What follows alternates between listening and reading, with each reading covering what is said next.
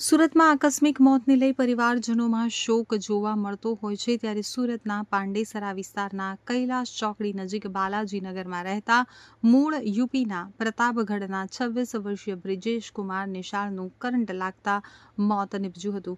Bridge સુરતમાં પરિવાર સાથે રહી રામચોક ગોલ્ડ રોડ પાસે વાયરમેન તરીકે કામ કરતો હતો, જો કે અચાનક તેને કરંટ લાગતા તે ઢળી પડ્યો હતો, જેથી લોકોએ તેને તાત્કાલિક 108માં સારવાર માટે ખાનગી હોસ્પિટલ ખસેડ્યો હતો, પરંતુ સારવાર મળે તે પહેલા જ બ્રિજેશનું મોત નીપજ્યું હતું।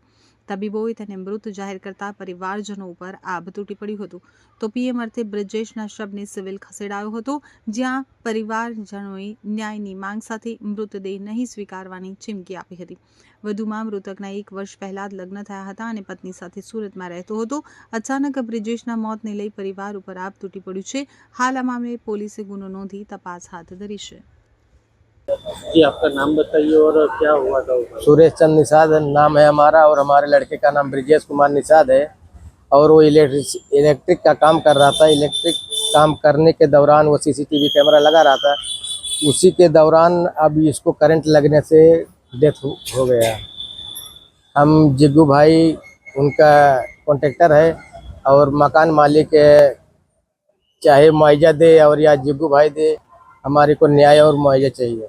आपका लड़के का नाम क्या है? ब्रिजेश कुमार निषाद नाम है उसका और 26 साल की उम्र है और 3-4 साल से लगभग काम कर रहा था वो। परिवार में कौन? परिवार में पापा हैं और उनकी वाइफ है और भाई है, भतीजा है, मम्मी है। तो कॉन्ट्रैक्टर क्या बोल रहा है? कॉन्ट्रैक्टर सर कुछ नहीं बोल रहा है, वो इधर उधर घूम रहा है, न तो कुछ बातें कर रहा है, न तो मुआवजा देने का कुछ हाँ ना कर रहा है। वैसे ही पटाने के चक्कर में लगा है कि कुछ ना लगे हमारा।